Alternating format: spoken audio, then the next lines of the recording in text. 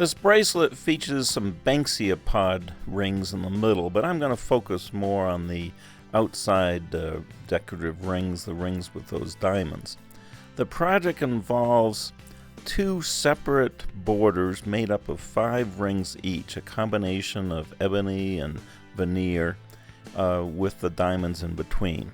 To get started, I'm measuring an existing bracelet that fits my daughter's small hand, 2.5 inches in ID. You may want to go bigger than that.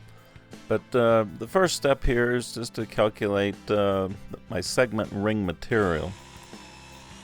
So I'm cutting segments just about 0.7 inches long out of some fairly wide or tall ebony. I'm making this one ring which I'll be able to harvest 8 different thin rings from once it's all completed.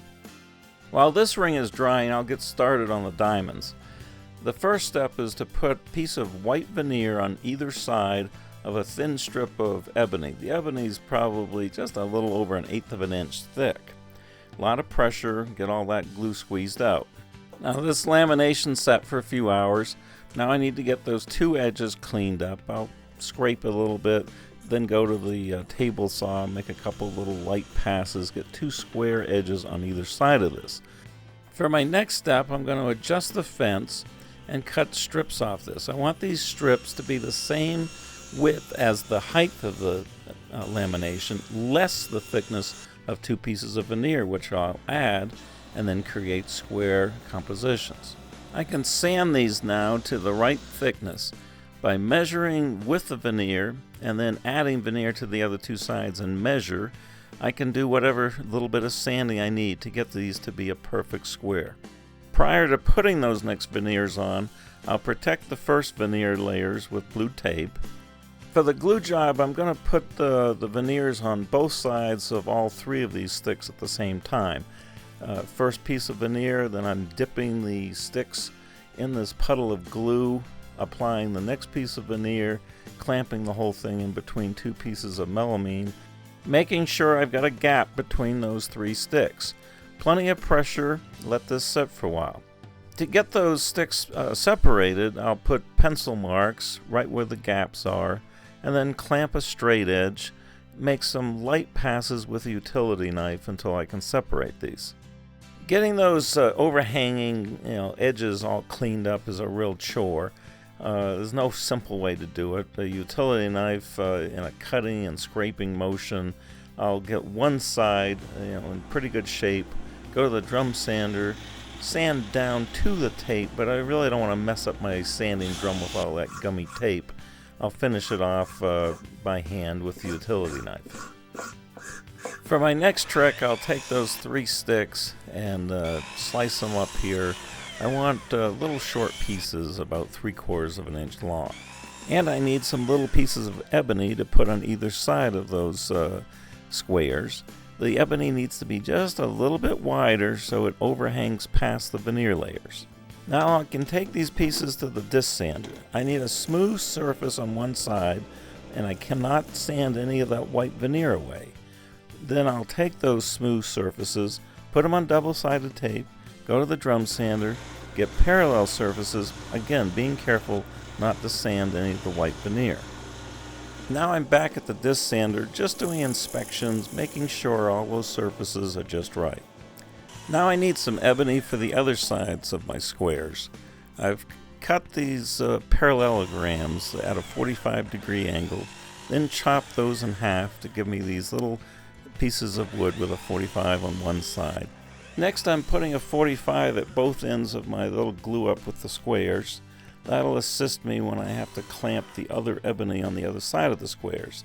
To do that requires a little bit of a jig here. It's really not a jig, it's just 2 little pieces of melamine. But because of the angled nature of the clamping pressure, I need to put a clamp across one way and then clamp it the other way. Now that these are dry, I need to get 2 sides nice and clean, nice and smooth, and square to one another. That's disc sander work. With the use of double-sided tape and those 2 flat square surfaces, I can now go to the table saw, trim off the tops, and then turn it around, trim the edges. Now I've got some nice square material that I can go to the miter saw and put miters on the ends of these to form a ring. So I've got these segments, but I need 8 more to go in between, because the rings are only going to have 8 diamonds and then 8 segments of plain ebony in between. Here's all my components being glued together, again using the half ring technique. Now if you remember back at the beginning of the lesson, I glued up this tall ring of ebony. Time to work on that. It's been mounted on a waste block, so I can go to the lathe, true it up, and split this into 2 rings. Each half of this will eventually give me 4 thin rings, the 4 thin rings I'll need for each of 2 different bracelets. Now I'm taking the piece that I parted off and just putting it on another waste block. As I mentioned at the beginning, there's 5 different components, 5 different layers on either side of the Banksia ring. These can be joined a variety of different ways, but I'm going to walk you through the process that I use. First thing I'll do is make 3 little marks here with my parting tool. That indicates the 4 rings that I need. And then I'm going to put together some veneer rings. I'm just using this ring here to give me an estimate on how big these veneer pieces need to be. Instead of 16, I'm going to only cut 8, so it's a different angle, 22.5. When you stack veneers for gang cutting, always put a few extra in your stack. Some of these will inevitably fracture. A little tape puts the halves together. I really should be using blue tape. It comes off easier afterwards. A little touch up here on the disc sander allows me to put full rings together.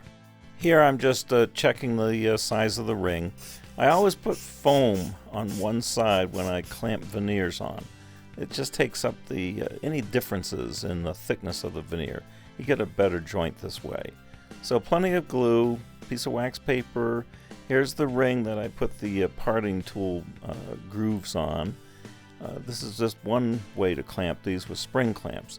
The other one I show with these quick clamps. They both work equally well.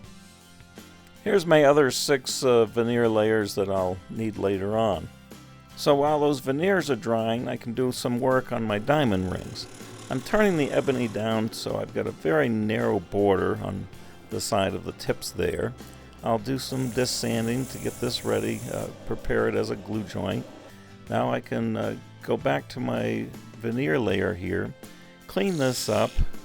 I don't want to do any turning on that veneer, maybe just a tiny shear scrape and then touch it up with a sanding block. Clean it off, use the tailstock as a centering device, and I can throw some spring clamps around this to secure that.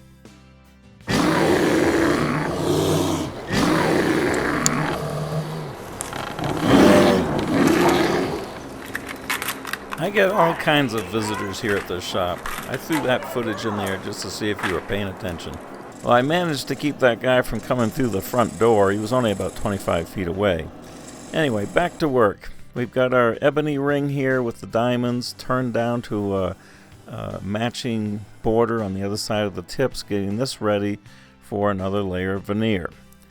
Same process with the foam underneath there, clamping this securely. Now this goes back on the lathe, clean up the overhang, a very light shear scrape across the face of the veneer, and then sanding block, the light colored side of my sanding block. I can part this off. It still needs a piece of ebony on this outside edge. And that next piece of ebony is right there at the top of my stack. It's same, procedure using the tailstock and spring clamps puts that one back on. So all that's left for this side of the bracelet is to flatten that last face there. That's going to go on the Banksia pod material. Then I can part this off and put it aside. Now with what's left here, there's 2 more rings there. I'll go through the exact same process a second time for the other side of the bracelet. No need to repeat all that. Here's a tip. If you've got tape residue, don't try to sand it off. You'll destroy the veneer. Use some acetone. It'll come right off. Well, this is a Banksia pod bracelet, so we need some Banksia pod. I've got a fairly large pod here, and I'm just looking for a good section. I need about a 1-inch wide ring. This is cutting a round object on a bandsaw, which is not advised, but the Banksia pod itself is so rough it's easy to hold on to, and it's pretty easy to do it this way. but be very careful if you attempt to cut a round object such as this on a bandsaw. If you're not comfortable doing this, get yourself a sled and secure that and cut it that way.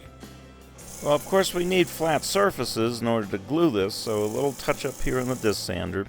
And I'm going to size this with some glue. The material is very porous. That glue dried. Now I've touched it up a second time on the sander. Prepared the ebony.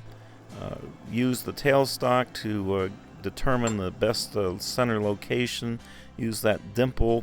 Apply glue. Get glue on all the surfaces. And again, use the tailstock as my clamp. As for the turning of this stuff, it's nasty. It's very dusty. It's a combination of hard and soft. CA glue gives you a fighting chance. Frequent application of CA as you turn down through the different thicknesses. Getting it hollowed out a little bit. Getting this edge prepared for that other side of ebony. Sanding it, sizing it with glue, letting the glue dry, sanding it a second time, and then using the tailstock to put the other piece of ebony on. I chose to put the diamonds opposite one another. Could have gone the other way.